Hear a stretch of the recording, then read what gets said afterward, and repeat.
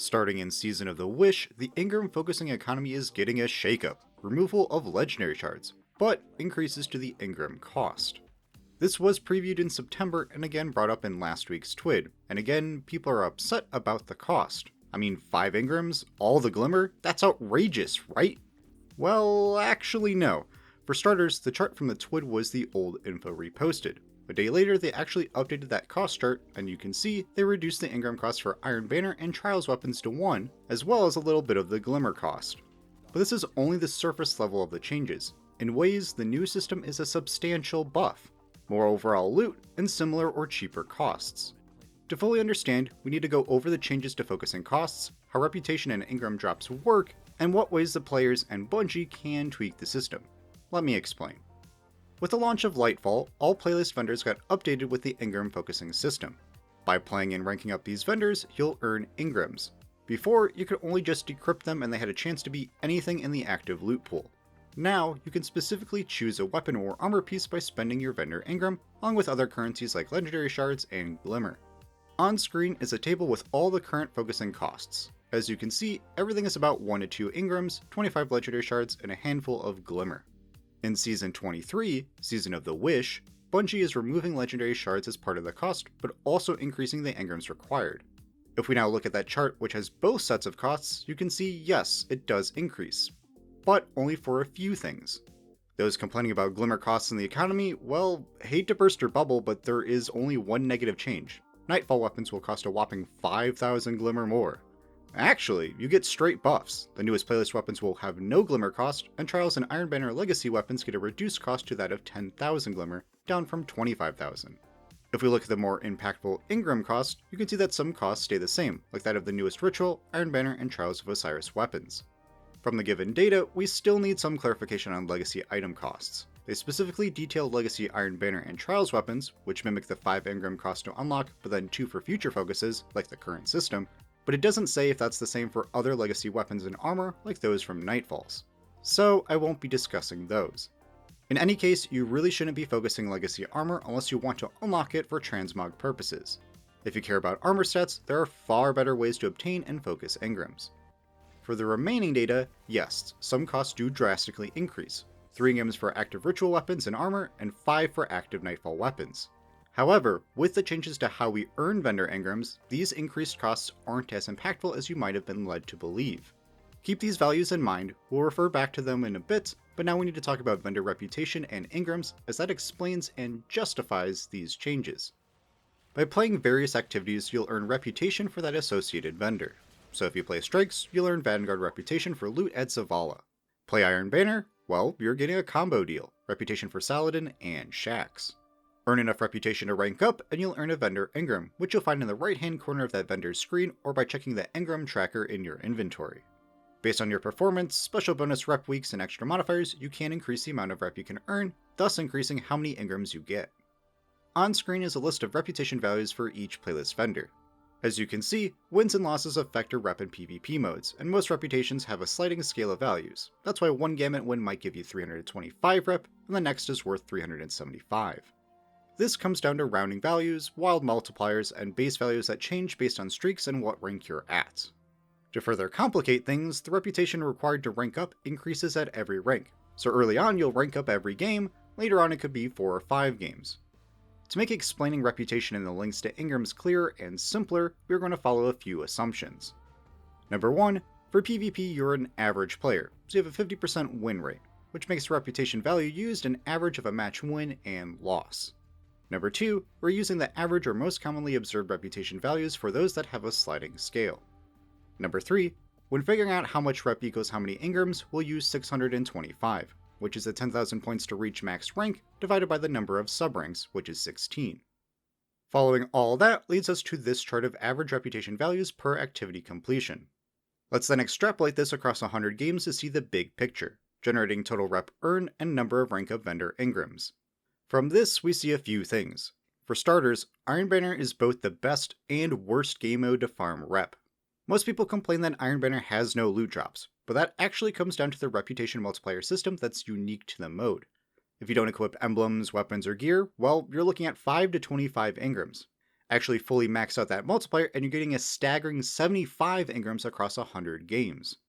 So this is your reminder to actually interact with the Iron Banner multiplier system. When focusing on the big three, Crucible, Vanguard, and Gambit, we see that Crucible lags behind quite a bit, even when you have reputation multipliers from the likes of Crucible Labs and your competitive rank. So ideally, Crucible and Trials gets a slight rep buff to make the reputation per minute more in line with base strikes and Gambit. More on what I think should be buffed later though. Now, what we just discussed isn't the whole picture, as it actually reflects the Lightfall release system.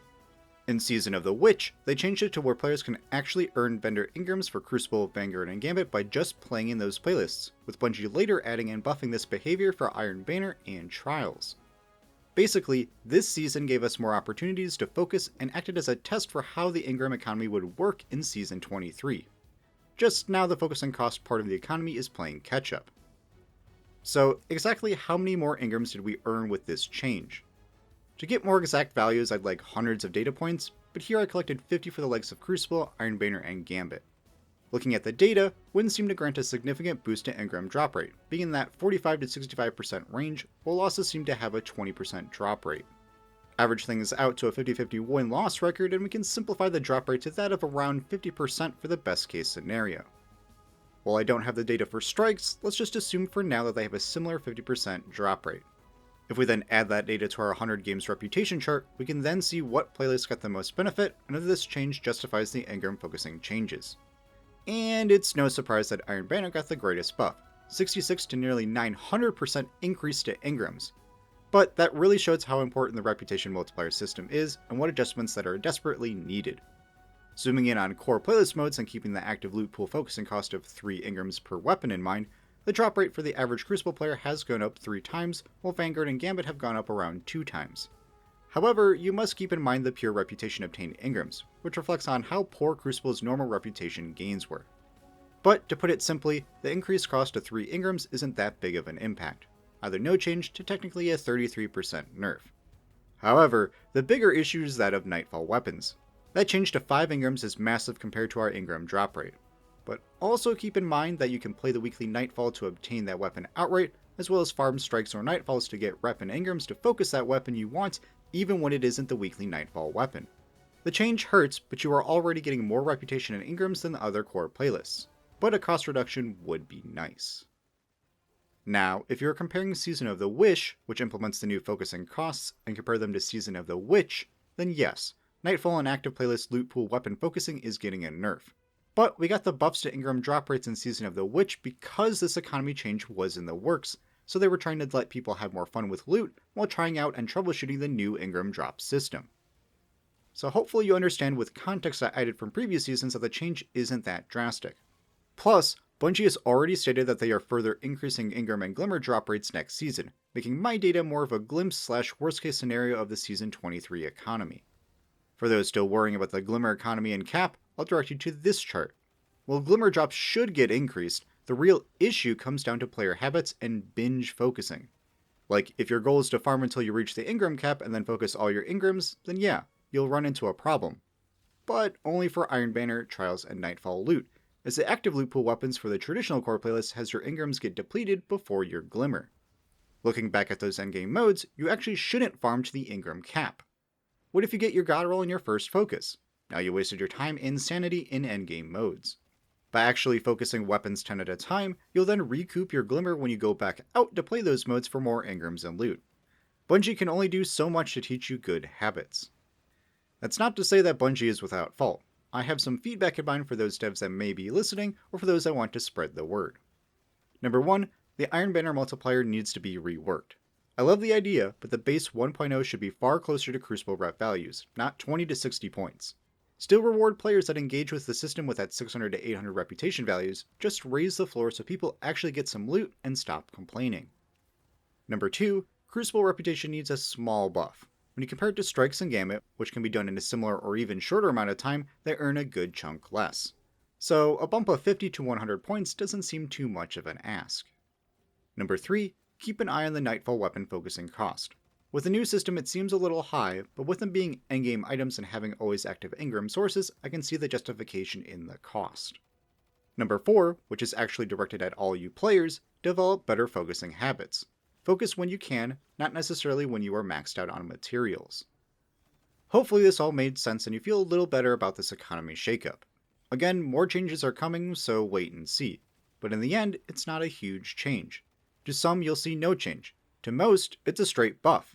You no longer have to worry about legendary shards, and the newest playlist weapons are even cheaper to obtain. Plus, an increase in engrams is an increase in loot. You don't have to focus them if you don't want to. If you found this video helpful, then leave a like and comment down below what you think of the changes. And while you're down there, why not subscribe or check out the link to the amazing Sundog Gaming Discord. As always, I am your Commander Pika. Be kind, have fun, and I'll see you on the battlefield.